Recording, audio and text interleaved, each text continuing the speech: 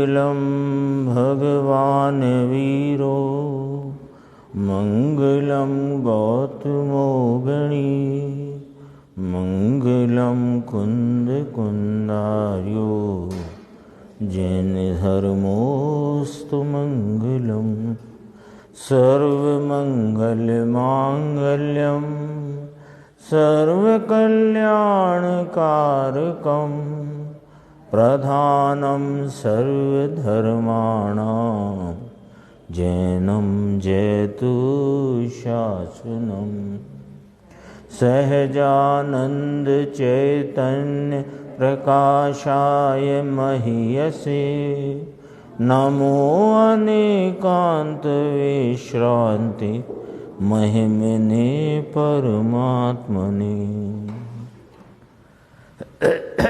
परमात्म प्रकाश वो आचार्य कुंद देव का 85 काय संग्रह नाम का ग्रंथ है। इसकी 106 नंबर की गाथा मोक्ष मार्ग प्रपंच अधिकार की दूसरी गाथा है और उसके स्पष्टीकरण कल भी आया था। आज भी उस पर ही गुरुदेव श्री की चर्चा अपन देखेंगे और आगे भी विस्तार से इसकी चर्चा आएगी। 14 वाला प्रवचन है, चैत्र कृष्ण 14 का भावार्थ। तो इसमें पॉइंट वाइज लिया, 7 पॉइंट लिए इस पर। हाँ, इस प्रवचन में लिए 7, फिर एक और लिया है ना। यह अधिकार मोक्ष मार्ग का है। आत्मा का स्वभाव शुद्ध है, पर्याय में राग देश है, उससे मुक्ति होना और शक्तियों की पूर्ण व्यक्तता होना उसे मोक्ष कहते हैं।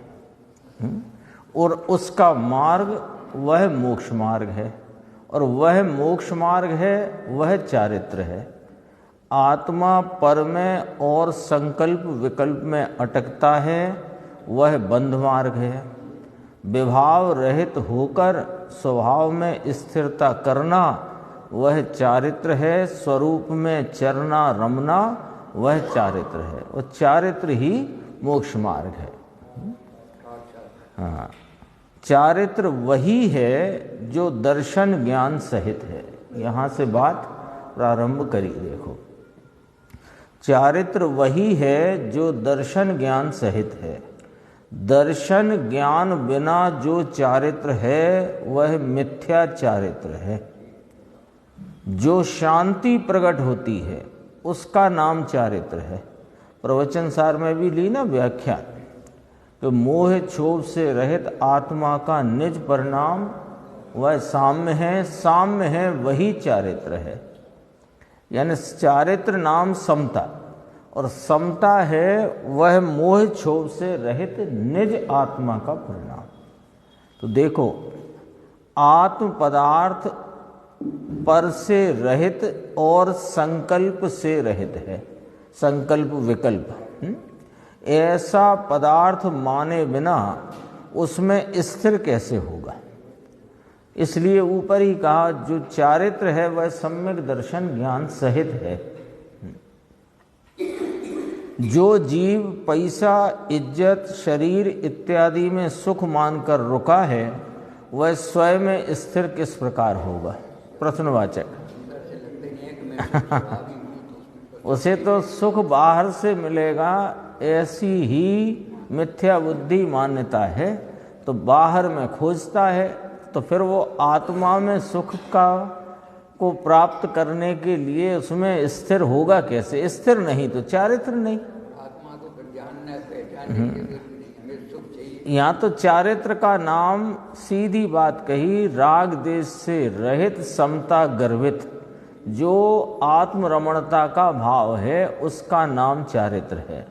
भले जिनको सम्यक दर्शन ज्ञान है और उनका उपयोग जिस समय रागादि रूप प्रवर्तता है वह आचारित्र है, चारित्र नहीं। और बिना दर्शन ज्ञान के जो कोई शरीर आश्रित क्रियाएं हैं और जो कोई कषाय की मंदता के विकल्प हैं वे मिथ्या चारित्र हैं। एकदम स्पष्ट है।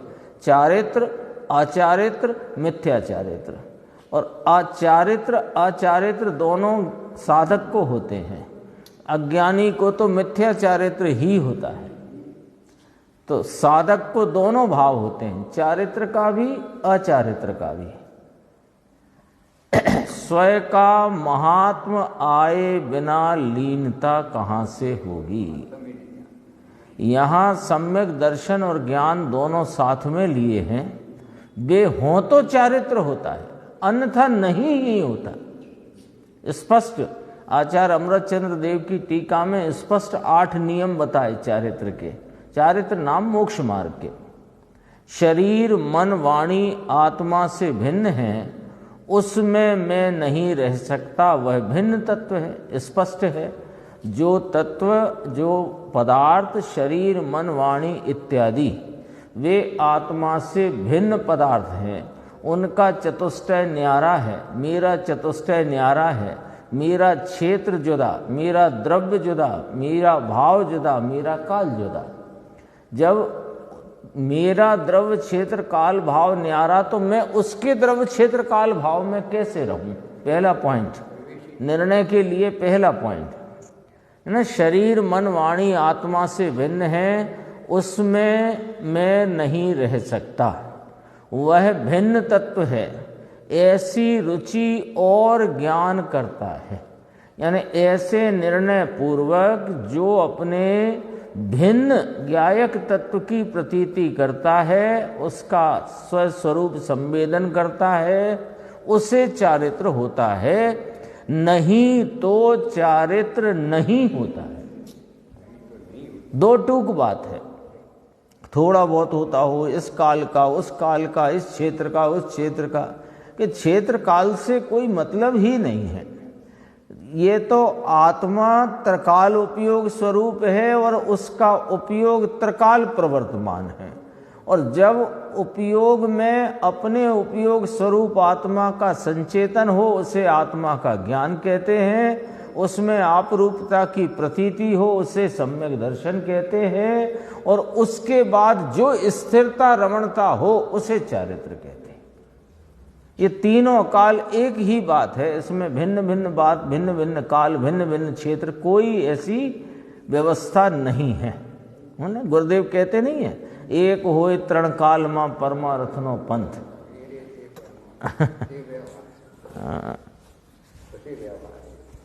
दर्शन ज्ञान बिना का चारित्र मिथ्या चारित्र है। स्वभाव के महात्म बिना चारित्र नहीं होता। शुभ अशुभ भाव आकुलता वाले हैं, उस आकुलता रहित निराकुल स्वभाव में सुख है। यह भान बिना चारित्र नहीं होता। आत्मा में सुख है, जानो तो उसमें लीनता हो। अब देखो नीचे की लाइन में कितना स्पष्ट गुरुदेव ने खुलासा किया।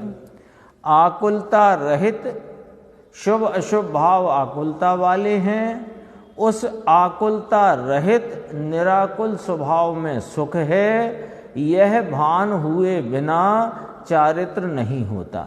पश्चात यानी इस भान के पश्चात त्यागी हो और व्रत तप करे और लोग उसे चारित्र कहे, तो भी वह चारित्र नहीं। सम्यक दृष्टि, सम्यक ज्ञानी साधक जीव स्वरूप स्थिरता बढ़ जाने से व्रतादि अंगीकार किए अथवा उन व्रतादि की कषाय रूप मंदता के भावों में प्रवर्तता है, लोग उसे चारित्र कहते हैं, पर वो चारित्र नहीं। हाँ, वो अचारित्र है।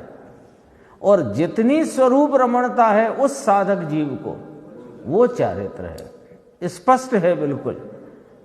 चारित्र की 3 बातें तो ऐसी अपने को उंगली पर याद रहनी चाहिए। चारित्र, अचारित्र, मिथ्या चारित्र।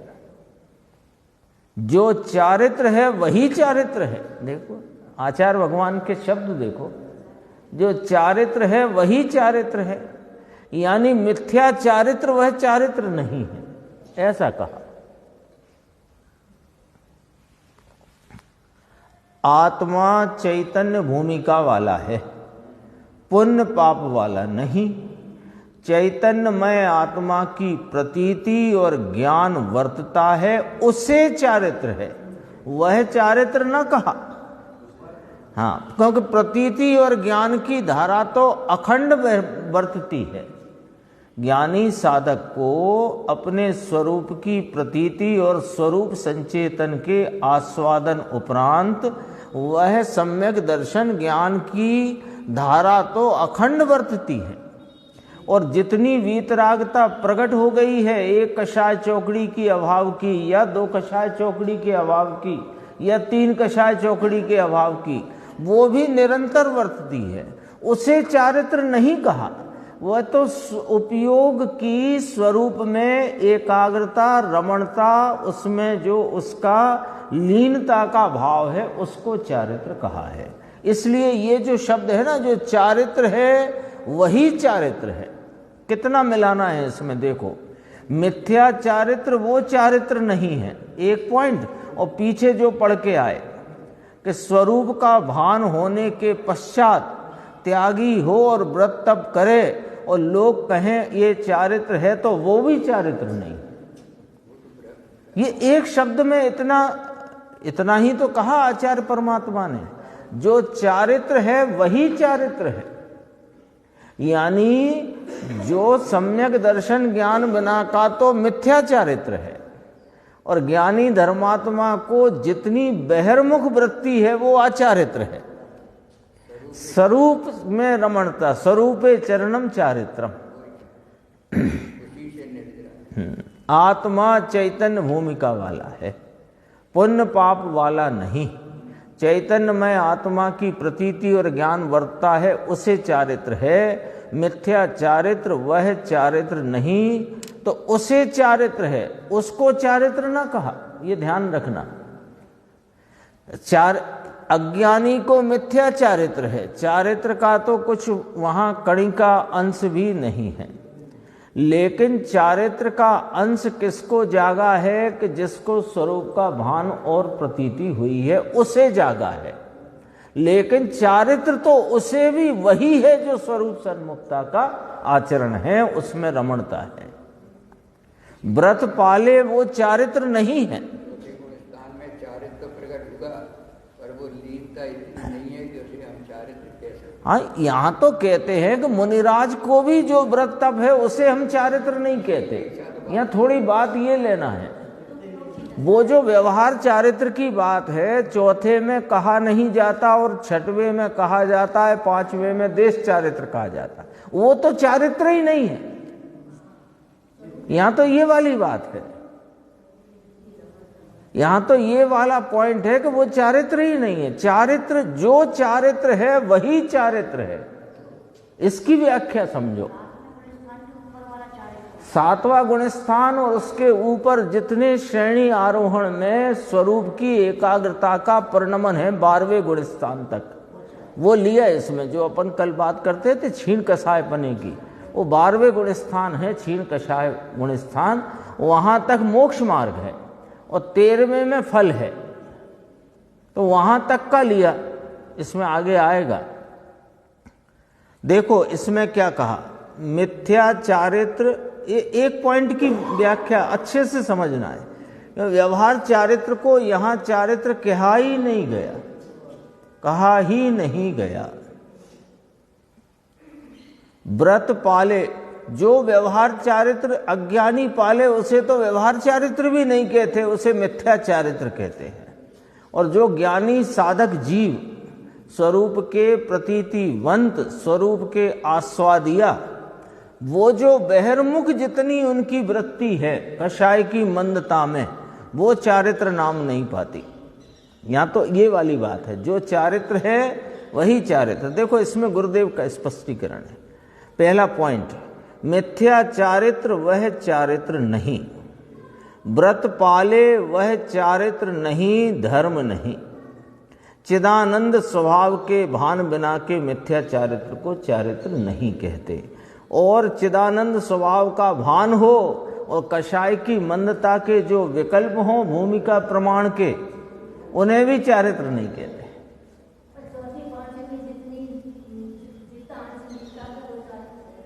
नहीं नहीं, जो लीनता है वो चारित्र है, और जितना वो लीनता से प्रकट हुई जो परिणति की शुद्धता मोटाई है वीतरागता की, उसे यहां चारित्र नहीं कह रहे। यहां शुद्ध उपयोग व्यापार को चारित्र कह रहे हैं, शुद्ध परिणति को नहीं कह रहे। शुद्ध परिणति तो निरंतर है, वो तो रुकती ही नहीं है। हाँ, वो चारित्र है जितनी लीनता है। चौथे गुण स्थान में असंख्यात समय की हो, जितनी भी हो, 1 सेकंड की हो, आधी सेकंड की हो, वो 1 सेकंड की तो मुनिराज को होती है 6वें 7वें गुण स्थान में। लेकिन जितनी उपयोग है ना, स्वरूपे चरणम चारित्रम, एक व्याख्या है, दूसरी नहीं, दूसरी नहीं। तो व्यवहार चारित्र को क्या कहना, कि अचारित्र कहना। और हाँ, उसका नाम चारित्र है, छेड़ाला में भी आ गया। और सुनो, इसमें और बहुत स्पष्टीकरण है चारित्र का। चारित्र को ही मोक्ष मार्ग कहा जिनवाणी में, और चारित्र ही साक्षात मोक्ष का कारण है, चारित्र ही धर्म है। अब देखो, चारित्र वही है जो राग द्वेष रहित समता रस संयुक्त है। जो कषाय रस गर्वित है वह चारित्र नहीं, वह संक्लेश रूप भाव है। कल अपन ने पढ़ा था 5 महाव्रत को भी संक्लेश में डाला है। इससे बड़ा और क्या कह सकते हैं भाई, बात करी तो ऊंची करी। राग द्वेष रहित समता स्वभाव पर्याय में प्रस्फुटित हुआ वह चारित्र है। हाँ, बाहर में अनुकूलता के प्रति राग नहीं, प्रतिकूलता के प्रति द्वेष नहीं, राग द्वेष रहित जो स्थान है वो समता है। क्योंकि और कौन सा स्थान बचा फिर, राग द्वेष रहित स्थान तो एक यही स्थान है, ये समता स्वरूप है, और इसमें प्रवृत्ति वो समता है। इस समता संयुक्त को चारित्र कहते हैं। कोई भी पदार्थ हो, अब जरा गुरुदेव का लॉजिक देखो, न्याय, कोई भी पदार्थ हो वह क्रिया संपन्न है, और वह उसकी क्रिया सहित है। जो कोई पदार्थ हो, यहाँ रहे हुए अनंत पुद्गल परमाणु और अन्य जीव और कर्म वर्गणाएं, जो भी जितना जो कुछ जगत भर में है, सब क्रिया संपन्न है। प्रत्येक वर्तमान में उनका अपना परिणाम, कार्य, दशा, हालत, अवस्था उनसे है। इसलिए मुझे उसकी चिंता नहीं उसे मेरी चिंता नहीं। घर में होता है ना कि जैसे पिताजी अपने स्वयं के आजीविका में, हाँ मतलब आत्मनिर्भर है, और बच्चा भी अपने कार्य में आत्मनिर्भर है, तो पिताजी अपने मित्र से कहते हैं मुझे उसकी कोई चिंता नहीं, और वो भी कहता है मुझे पिताजी की कोई चिंता नहीं।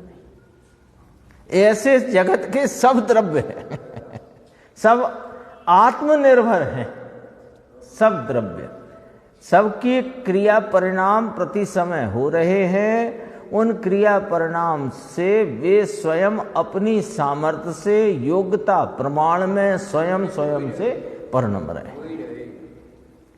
किसी भी काल में क्रिया बिना का तत्व नहीं हो सकता, इसलिए वह मेरी आशा रखे ऐसा कोई तत्व नहीं जगत में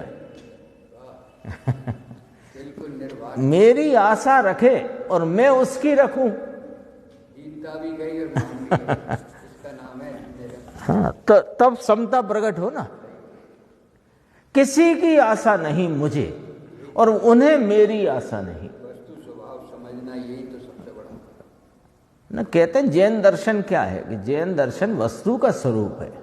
वस्तु के स्वरूप की व्यवस्थिति को यथार्थ स्वीकार करने में सम्यक दर्शन भी होता है, मोक्ष मार्ग का प्रारंभ होता है, और चारित्र का भाव हाँ निरंतर वृद्धिमान होता हुआ पूर्णता को प्राप्त होता है।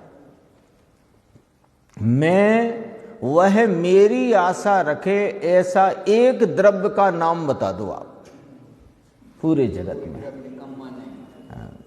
कहे अरे नहीं साहब, मेरा जो पुत्र है वो अभी उसको मुझसे आशा है कि तुम्हें व्यर्थ का राग है, उसे कोई आशा नहीं है, क्योंकि उसका जो कुछ भी हो रहा है वो उसके परिणति के प्रमाण में वह परिणाम स्वतः अपने से हो रहा है। मैं उसकी आशा रखूं ऐसा नहीं है। ऐसे ज्ञान में समता रस प्रकट होता है न। भगवान मेरी आशा रखें, मैं भगवान की आशा रखूं, इसमें गुरु मेरी आशा रखें कि शिष्य को विनयवान होना चाहिए, और शिष्य ये आशा रखे कि गुरु को कुछ मुझे देना चाहिए, जरूरत ही नहीं है इसकी। मैं पर के अधीन नहीं, मेरी आशा कोई रखना नहीं, और मैं किसी की आशा नहीं रखता, है ना। यहाँ एक घटना याद आ गई, अभी पंचकल्याणक में भी उसका शायद कहीं स्मरण कराया था चर्चा में, कि सोनगढ़ वाले प्रतिष्ठा में, कि गुरुदेव श्री ने जब मुंह पट्टी का त्याग कर दिया, स्टार ऑफ इंडिया है ना वो जो वहाँ पे, तो मुंह पट्टी का त्याग करके अपने को दिगंबर अव्रती घोषित किया, क्योंकि पहले तो मुनि कहलाते थे, तो अपने को दिगंबर अव्रती घोषित किया। अब वहाँ पर स्टार ऑफ इंडिया में उनके सुनने वालों की भीड़ बढ़ती गई, तो वो समाते नहीं थे। अपन जिन लोगों ने देखा है तो मालूम होगा कितना सा है वो, तो उसमें समाती नहीं थी भीड़। फिर बाहर कुछ आंगन सा है, उसमें बैठने लगे लोग, वहाँ भी नहीं समाती थी। तो शायद नाटक में ही आई थी वो बात। नाना लाल भाई जासानी से कहा कि ये कुछ अपने को व्यवस्था बनानी पड़ेगी, तो उन्होंने गुरुदेव श्री से जब बात की तो उन्होंने कहा जो करना हो सो करो, मेरी आशा मत रखना। हम रहें कि नहीं रहें, नहीं तुम कहो। उस जमाने में भी हमने 2 लाख रुपए लगा करके ये बनाया, और आपने 2 महीने बाद ही कहने लगे हम तो जा रहे हैं। मेरी आशा मत रखना। हाँ, नाटक में था वो तो इतने निष्प्रकार के उस समय अनाज की बहुत कमी थी, कर्फ्यू लगे हुए थे, बहुत राशन थी। अगर इकट्ठा कर रखा था तो उन्होंने सील कर दी। तो उनसे जब वो मिला जो खाद्य अधिकारी था, उससे कह दिया वो तो ठीक नहीं हुआ, इसकी कोई परवाह नहीं उससे कुछ कह दी। तो वो बेचारा बोला कैसा। देखो, मैं कितना स्पष्ट कहा, मैं पर के अधीन नहीं, मेरी आशा कोई रखना नहीं, और मैं किसी की आशा नहीं रखता। ऐसे मानने वाले को स्वरूप रमणता रूपी चारित्र प्रकट होता है। जो राग की वृत्तियों का आताप था, अब ये और बड़ी बढ़िया मतलब गंभीर न्याय है, समझना।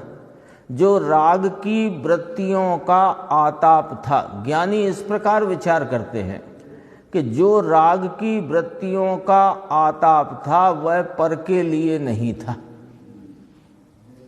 समझो बात को, कितनी गंभीर कही है बात, है ना।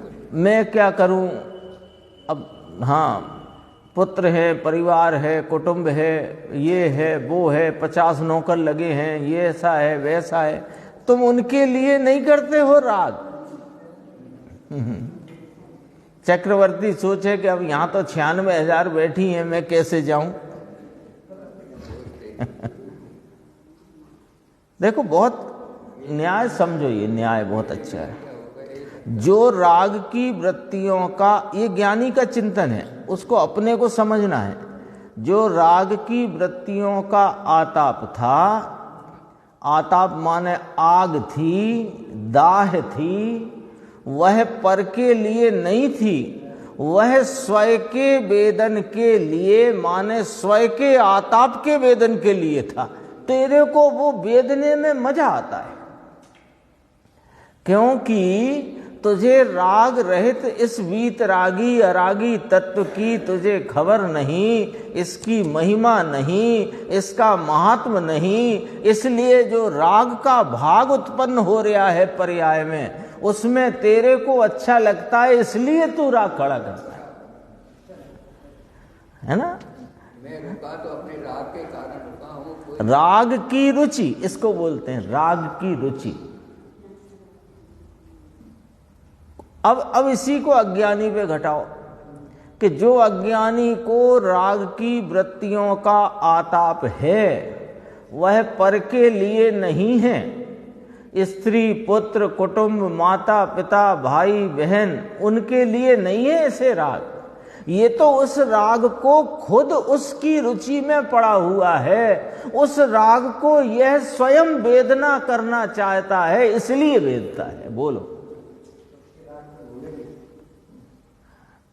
क्यों चल रहा है ये मामला कि तुम्हें राग की रुचि के कारण स्वरूप का भान नहीं, स्वरूप की रुचि नहीं। उस राग की रुचि में रहकर तुम स्वयं के लिए राग का वेदन करते हो, पर के लिए नहीं। हाँ, और ये जो जितनी बातें करते हैं ना हम लोग, हमने आपके लिए इतना किया, हमने इतना किया, हमने समाज के लिए किया, हमने देश के लिए किया, तुमने किसी के लिए कुछ नहीं किया, जो किया खुद के लिए किया।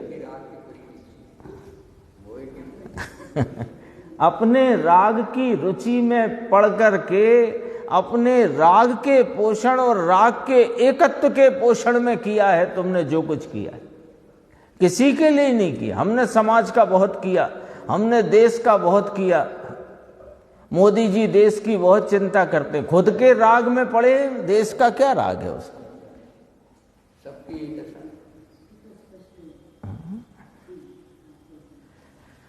यही तो बात गांधी जी से कह दी थी गुरुदेव ने राजकोट में।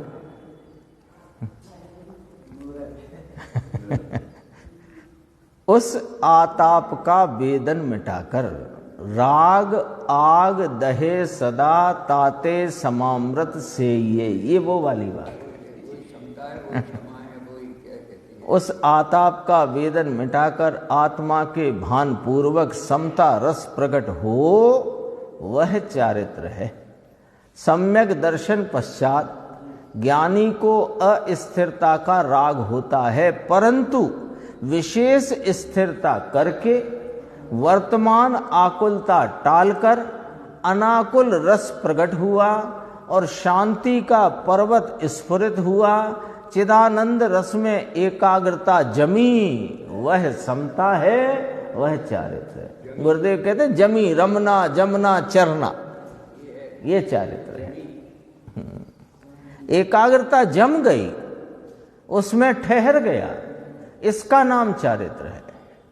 अज्ञानी जीव बाहर में शांति रखे, वह समता नहीं है, मूढ़ता है। वो कहता है ना, हम तो भैया समता रखते, हमें किसी से कुछ भलाई बुराई नहीं है, हमें किसी से राग देश नहीं है, हमें तुम्हें जो दिखाए सो करो, हमें किसी से कुछ लेना देना। ये मूढ़ता है, कुछ नहीं।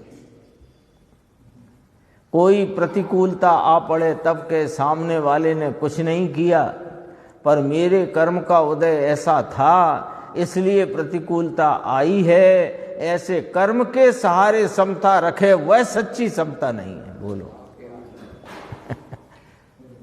सब पढ़े लिखे इसमें मरे पड़े, क्या करें, कर्म का उदय आ गया है। हाँ, कोई क्या करेगा हमारा, कोई क्यों करेगा हमारा बुरा, हमारे ही कर्म का ऐसा उदय आया। तुम्हारे कर्म थे कब, जिसे असद्भूत उपचरित व्यवहार से तुम्हारा कहा, तुम खामोखा उसके मालिक बन बैठे। बोलो, कर्म संयोग है ना जीव को, वो जीव के कर्म कहना, जीव का ज्ञानावरणी, जीव के साता असाता, ये कौन सा नए लगेगा इसमें। उपचरित असद्भूत व्यवहार, सुबह आ गई थी चर्चा उपचरित असद्भूत व्यवहार की। सब द्रव्य एक लोकाकाश में रहते हैं, ये उपचरित असद्भूत व्यवहार है ना। अपन अरे ये बात तो ठीक है, कोई किसी का क्यों बुरा करेगा, कोई किसी का क्यों भला करेगा, जो कुछ है वो हमारे ही कर्म का होता है। अरे तुम्हारे कर्म कहाँ से हो गए, कर्म कहां से तुम्हारा? हम नहीं बांधे थे। अरे तुमने एक ही नहीं बांधा अब तक, व्यर्थ ही उसकी और मालिकी लेके बैठे हो। उसके निमित्त से जो संयोग मिले हैं उनके मालिक तो बन ही बैठे हो ही, और अब कर्म के भी मालिक बन बैठे। देखो बहुत, अब गुरुदेव का शब्द जरा पढ़ना, ये कर्म के उदय का विकल्प उठाना वही दुखदायक है। हम समझते हैं हमें समता हो जाती है इससे, थोड़ी अलग प्रकार की है पढ़ाई है गुरुदेव श्री की, क्योंकि ये मूल अध्यात्म का मर्म सामने रखते हैं। क्योंकि आगम में से अध्यात्म निकाल कर उसको प्रस्तुत करने की कला इस वर्तमान युग में मात्र गुरुदेव श्री के पास है। आगम में से अध्यात्म निकाल। देखो मेरे आत्मा में कर्म है ही नहीं, बोलो कितने हैं कर्म? एक भी नहीं। तथा आकुलता नहीं, वो जो आकुलता परिणति में उत्पन्न होती है वो मेरे स्वभाव में नहीं। ऐसे आत्मा के भान पूर्वक कसाय उत्पन्न हुई ही नहीं, और शांत रस उत्पन्न हुआ, उसका नाम चारित्र है। लो फिर कहा चौथा पॉइंट, चारित्र की बात है पूरे में। कर्म को ध्यान दें तो फिर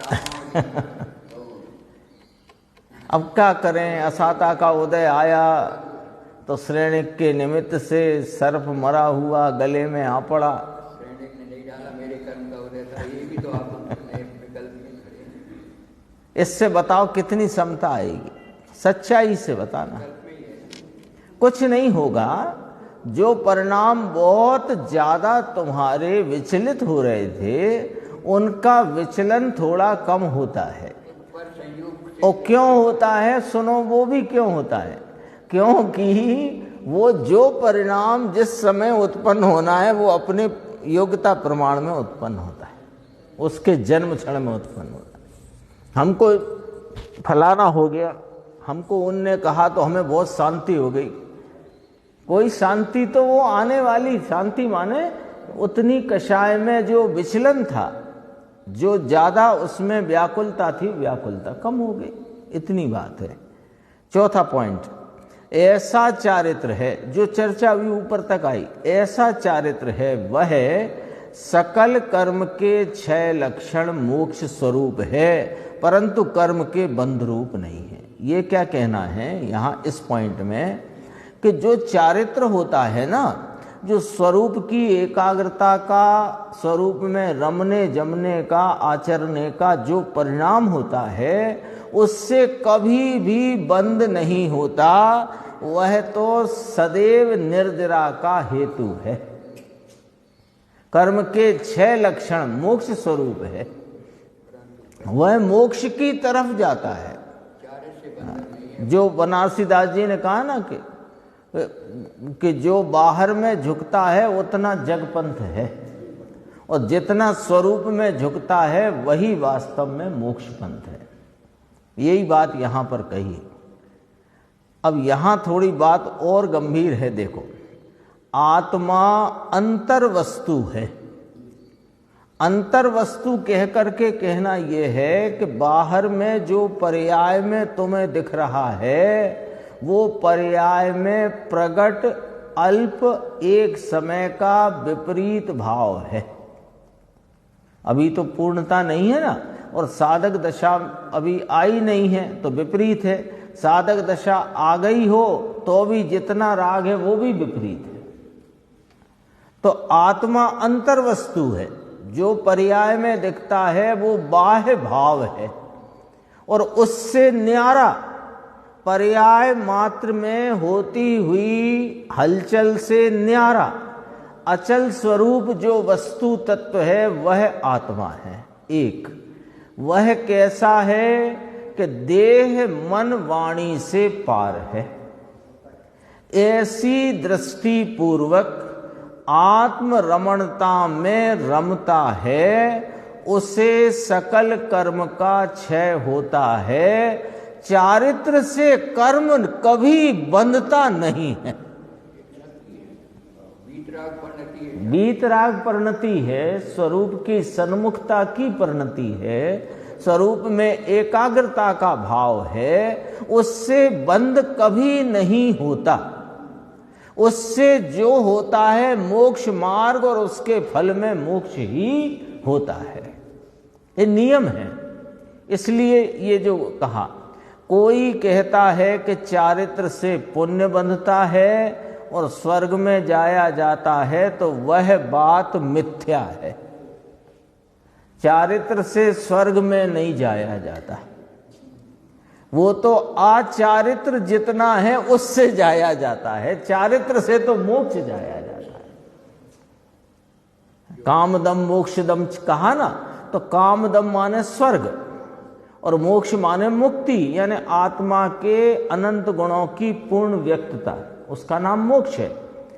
तो कामदम मोक्षदम दो ही तो कहे हैं साहब, कि ये कहा है कि जितनी तेरी अचारित्र का भाव है उससे कामदम, और चारित्र की पूर्णता हो तो मोक्षदम।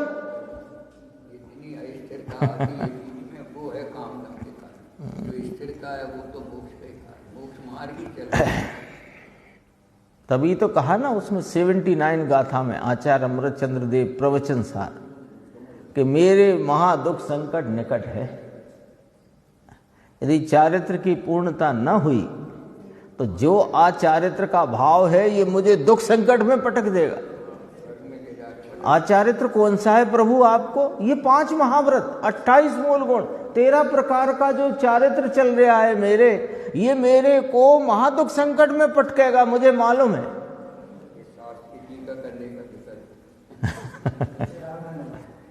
फिर भी कर रहा हूं। चारित्र में आंशिक भी बंधन नहीं होता। और कोई ऐसा कहे कि चारित्र से थोड़ी शुद्धि होती है, थोड़ा बंध होता है, तो वह भी मिथ्या है। तो तुम अभी चारित्र का स्वरूप नहीं जानते। चारित्र से शुद्धता ही होती है, बंध नहीं होता। जहां बंधन है, अब देखो स्पष्ट, जहां बंधन है वहां अचारित्र है। चारित्र हो वहां थोड़ा भी बंधन नहीं होता। जितना चारित्र वर्तता है उतना वहां मोक्ष पथ वर्तता है, और जितना अचारित्र नाम व्रतादि की मंद कषाय रूप परिणाम दे आश्रित क्रिया रूप परिणाम, क्रिया तो क्रिया में गई, उसके आश्रित से होते हुए कषाय की मंदता के परिणाम, उनसे बंधन है और उसका नाम अचारित्र है, चारित्र है नहीं। बोलो 5 महाव्रत से बंधन होगा कि मुक्ति होगी? स्पष्ट है ना, विकल्प रूप भाव है तो बंधन ही होगा। तो जिससे बंधन होगा उसे चारित्र कहना कि अचारित्र कहना, ये न्याय निकल करके आया कि नहीं सामने अपने? अभी वर्तमान में बहुत विविधता वर्तती है, यानी अनेक प्रकार के लोग अनेक प्रकार की मान्यताएं लेकर के बैठे हैं अपनी अपनी। यानी वो कहें, वो कहावत है तो वो बुरी नहीं है यहाँ कहना, अपनी ढपली अपना राग, यही चल रही है दशा।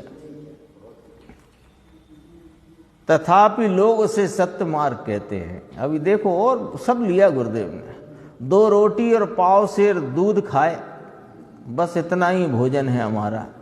जीर्ण कपड़ा पहने, सिर मुंडाए, स्त्री पुत्र छोड़े, उसे लोग चारित्र कहते हैं। वो चारित्र नहीं है। और एक नया शब्द चल गया आजकल, सुमेल। सुमेल देखो, अब इसमें काय का सुमेल लेके, चारित्र अचारित्र का कैसे सुमेल लेके? तो वो उनके होता तो है ना, अरे होता है, वो उनकी निर्बलता है, उसमें क्या मेल सुमेल करना? वो अंतरंग में स्वरूप के आलम्बन से स्थिरता की वृद्धि होने से जो परिणति में कषायों की अभाव रूप मोटी वीतरागता की परिणति है, उस परिणति से तो वो परिणति को दरअसल शुद्ध उपयोग का कारण कहा। एक चर्चा आ चुकी है परमार्थ प्रकाश में कि छठवें गुण स्थान में रहे विकल्प को सातवें का कारण नहीं कहा, वो उपचार से व्यवहार से कहने में आता है। खरेखर तो जो छठवें गुण स्थान में वीतरागता की मोटाई है, जो शुद्ध परिणति की, वो उसे शुद्ध उपयोग का कारण कहा। ये भी उपचार है। वास्तव में तो वह शुद्ध उपयोग रूपी भाव तो स्वयं अपने षटकारक से स्वतः उत्पन्न होता है। ये तो बहुत गहराई से गुरुदेव ने सब मामला साफ कर दिया है अपने सामने। आत्मा अवंद स्वभावी है, उसमें लीन होना वह चारित्र है। जिस भाव से सर्वार्थ सिद्धि का भव मिले, तीर्थंकर का भव मिले, चाहे जो संयोग मिले, वह भाव चारित्र नहीं है। नकुल सहदेव को चारित्र की पूर्णता हुई थी कि अचारित्र का भाव आया था, इसलिए तो सर्वार्थ सिद्धि गए। अभी तो बाहुबली के भव भी देखे थे। क्यों? अचारित्र का फल है वो, चारित्र का फल नहीं है सर्वार्थ सिद्धि। और तीर्थंकर का वैभव भी वो अचारित्र का फल है, क्योंकि चारित्र में बंद नहीं होता। अभी पढ़ के आए हैं, बोलो। यानी एकदम गहराई से किसी भी बात का विचार, ये तो पूरा का पूरा प्रकरण ही चारित्र का ही है। चारित्र नाम मोक्ष मार्ग का प्रकरण है। मोक्ष मार्ग प्रपंच अधिकार की पहली गाथा है। इसके पूर्व की गाथा में तो प्रतिज्ञा थी। गाथा तो यहां से शुरू हुई है, ये अधिकार की। पुण्य है, हाँ 3 अधिकार। हाँ वो संक्षिप्त है, 58 गाथाएं हैं कुल।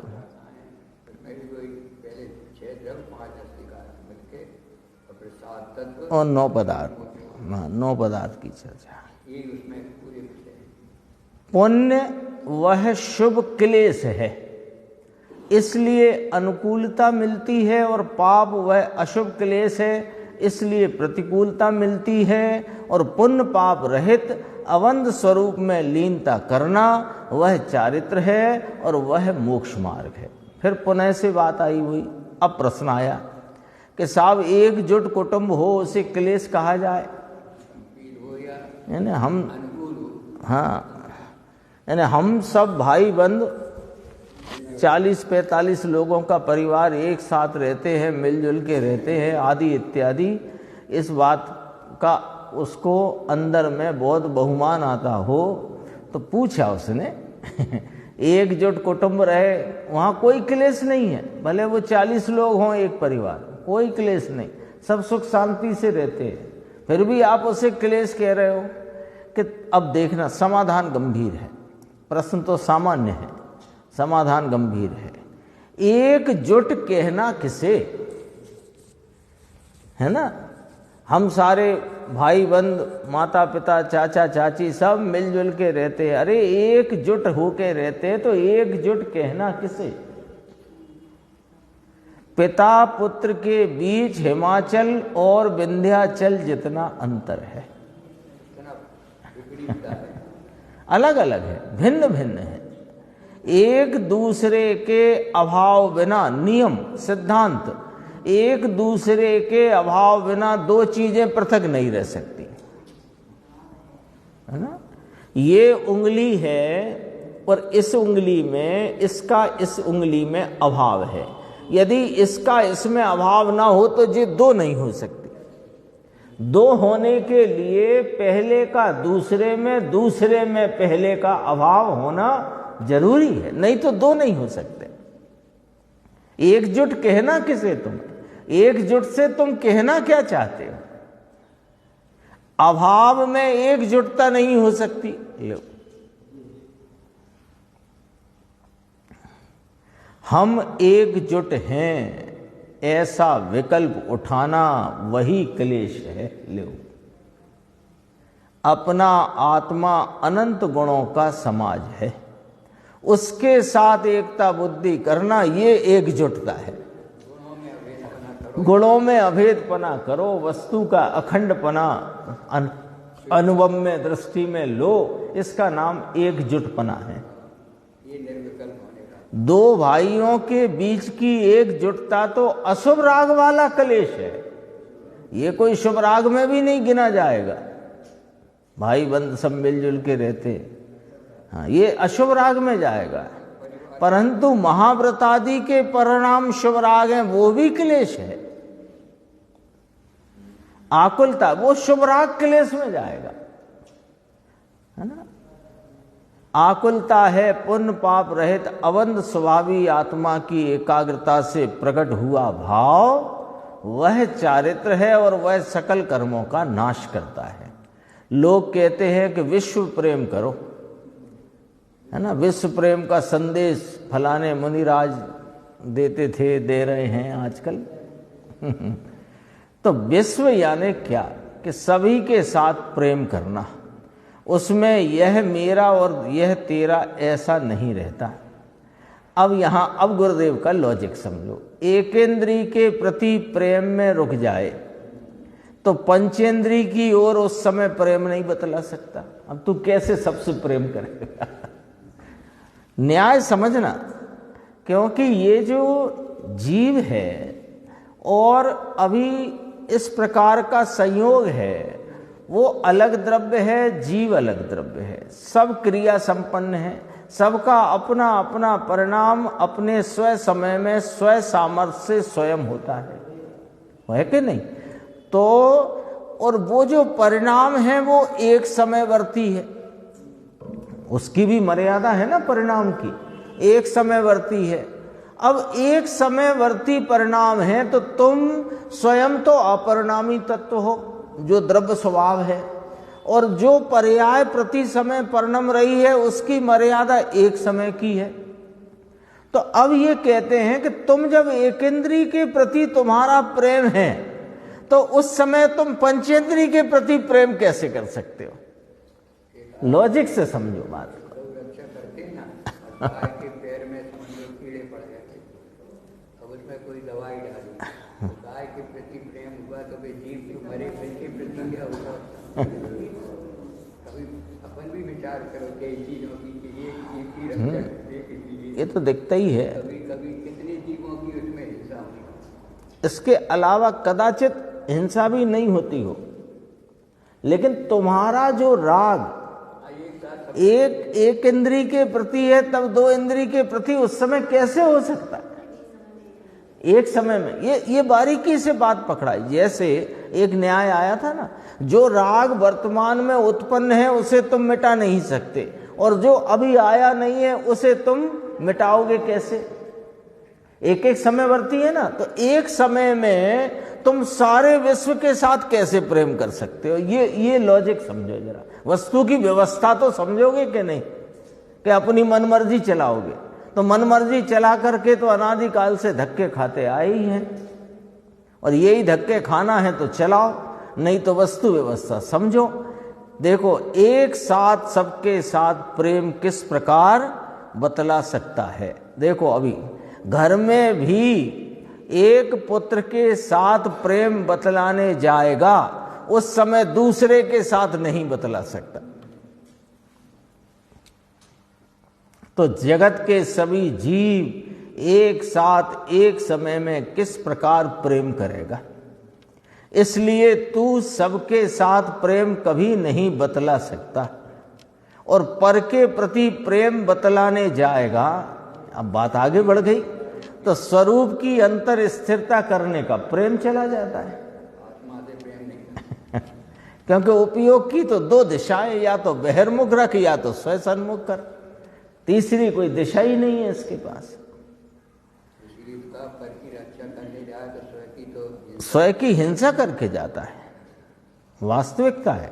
पुरुषार्थ सिद्धि उपाय में तो स्पष्ट ही कहा आचार्य अमृतचंद्र भगवान ने। देखो यहाँ कहा, बर की रक्षा कर सकता नहीं, हाँ कर सकता नहीं है, करने का भाव आता है और उसमें माने कि ये भाव का कर्ता में और रक्षा का कर्ता में, तो मिथ्यात्व है। इसलिए तेरी वृत्ति शुभाशुभ भाव में ढल रही है। क्यों? क्योंकि तेरे को तो बाहर में प्रेम बतलाने का रुचि उसकी ही तेरे को चल रही है, उससे इसलिए तेरी वृत्ति शुभाशुभ भाव में ढल रही है। उसे अंतर में झुकाओ।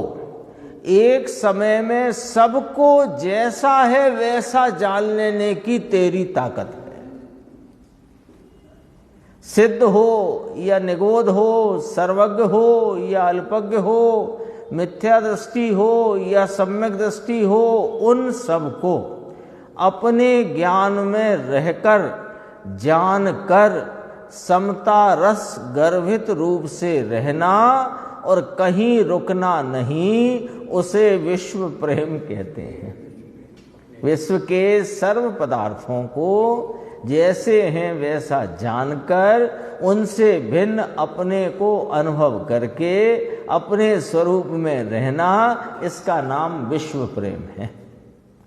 पूरे विश्व का ज्ञायक रहता है, वह ज्ञायकपना अंतर शक्ति भरी हुई है, अभी उसमें से प्रकट होता है। कल आने वाली है ना अपनी 26वीं गाथा परमार्थ प्रकाश में, उसमें एक गुरुदेव ने बहुत अच्छा पॉइंट लिया है, अपन सुनेंगे सुबह।